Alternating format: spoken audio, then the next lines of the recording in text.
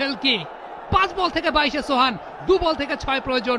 রংপুরের team meeting চলছে, 3 captain 4 captain মিলেও বরিশালকে জেতাতে পারছেন কিনা, এক ক্যাপ্টেনের কাছে পরাজিত হতে যাচ্ছেন কিনা। সোহান কিন্তু এই মুহূর্তে পুরোপুরি দেখাচ্ছেন কেন তিনি এই মুহূর্তে ফর্মে আছেন। লাইটনিং 6, একেবারে বিদ্যুৎ বেগে বল চলে গেল সীমানার বাইরে এবং দেখার মতো বিশাল বিশাল 6। খুশদিল শাহর মুখে হাসি, কারণ ম্যাচটা কিন্তু খুব ভালোভাবেই এখনো পর্যন্ত রংপুর রাইডার্স রয়েছে। 2 বল থেকে 6 রান। কাইল মায়ার্স আসছেন, এই বলটি যদি হাওয়ায় ভাসিয়ে বাউন্ডারি ক্লিয়ার করতে পারেন কিনা দেখা যাক। 1 বল আগে ম্যাচটা জিততে পারে কিনা ওখানে। বলতে বলতে চমৎকার প্লেসমেন্ট, বল কিন্তু সীমানার দিকে যাচ্ছে। 4! যেটা বলছিলাম, কাইল মায়ার্সের স্লোয়ার এবং স্টক পেসের মধ্যে পার্থক্য খুব বেশি নাই। নুরুল হাসান সোহান এবার এক্সিকিউটটা করলেন অফ সাইডে, অফ স্ট্যাম্পের বাইরে। ভালো বল, বলটা খারাপ করেন, বলটা ভালো করেছেন। সোহান জাস্ট একটু সরেছেন, রুমটা তৈরি করেছেন, বাইসেক্টিং বিটুইন 2 ফিল্ডার্স। দুর্দান্ত ব্যাটিং। অ্যালেক্স হেলস হাসছেন, মিকি আর্থার হাসছেন, সাইফ হাসান হাসছেন। রংপুর রাইডার্স এই মুহূর্তে জয়ের সুবাতাস পাচ্ছে। What a batsman Nurul Hasan Sohan is. এবং কে বলে বাংলাদেশে ফিনিশারের অভাব, তিনি যে অসাধারণ একটা ম্যাচ ফিনিশের দিকে নিয়ে যাচ্ছেন।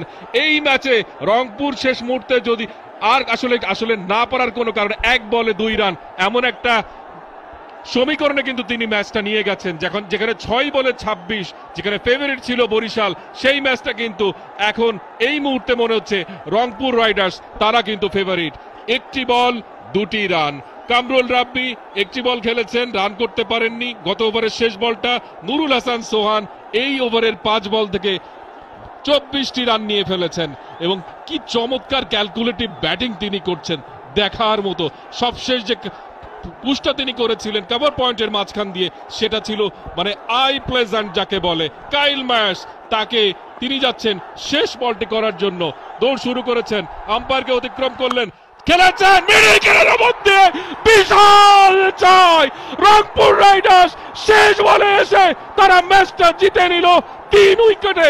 অসাধারণ ম্যাচ, সিলেট পর্বে প্রথম এক্সাইটিং ম্যাচ, যেটা শেষ ওভারের শেষ বলে ডিসাইড হলো।